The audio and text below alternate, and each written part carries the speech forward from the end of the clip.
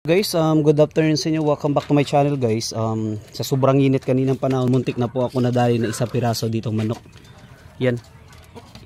Yan po, muntik na po nadali yan. Yun, kung natin nakikita, natutumba po siya. Kasi nagka-twisted neck. Dahil sa sobrang init po, guys. Dahil sa sobrang init, yung liig niya nag-twist na. O kung natin nakikita yan, yung kanyang, yung babae na yan, guys. Yan pa naman, guys, yung pinaka-paborito ko sa lahat ng manok rito kasi sobrang itim ng balat. Yan, ito po yung sobrang itim ng balat at wala po balahibo sa kanyang lieg.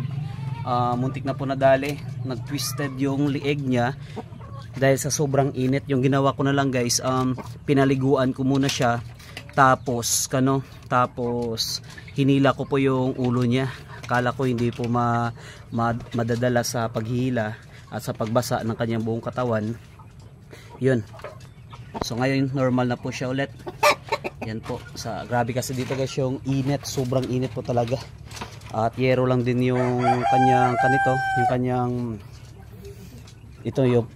yung pandong niya dito.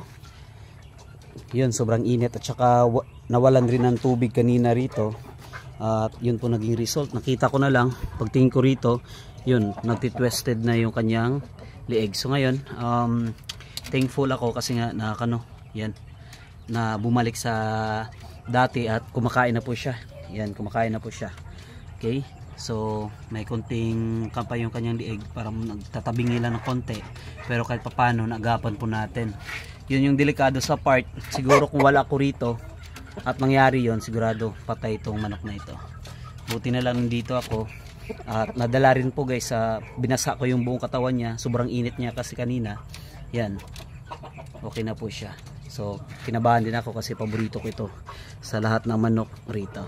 Okay, so yun lang, guys, ating content sa ating vlog, and thank you, guys, for watching.